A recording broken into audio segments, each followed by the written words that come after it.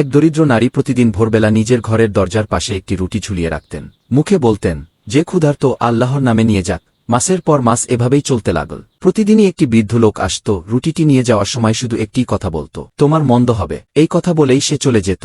নারীর মন ভারী হয়ে উঠত। তিনি ভাবতেন, আমি তো কাউকে কষ্ট দিচ্ছি না, বরং নেক কাজ করছি। তবু কেন সে লোকটা আমাকে এমন কথা বলে? তবুও তিনি রুটি ঝুলিয়ে রাখা বন্ধ করলেন না, কারণ তার বিশ্বাস ছিল, নেকি কখনো বৃথা যায় না। এদিকে তার একমাত্র ছেলে কাজের সন্ধানে দূরের শহরে গিয়েছিল। হঠাৎ অনেক দিন ধরে তার কোনো খবর নেই। মায়ের বুক দুশ্চিন্তায় ভরে উঠল, চোখে নামল না ঘুম।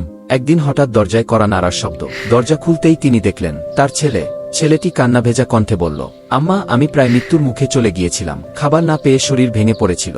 ঠিক তখনই রাস্তার পাশে এক জায়গায় একটি রুটি পাই। সেই রুটিটাই আমার প্রাণ বাঁচিয়েছে। মায়ের চোখ বেয়ে নীরবে অশ্রু ঝরতে লাগল। ঠিক তখনই তার মনে পড়ল সেই বৃদ্ধ লোকটির কথা, সে যে প্রতিদিন বলতো, তোমার মন্দ হবে গি। তিনি বুঝে গেলেন ওটা বদদোয়া ছিল না, বরং এক অজানা সত্যের ইঙ্গিত। যদি তিনি একদিনও রুটি ঝুলানো বন্ধ করতেন, তাহলে আজ তার ছেলেটি হয়তো বেঁচে থাকত না। কুরআনে বলা হয়েছে, তোমরা যে নেক কাজ করো তা কখনো হারিয়ে যায় না। ঠিক সময়ে ঠিকভাবেই আল্লাহ তার প্রতিদান দিয়ে দেন।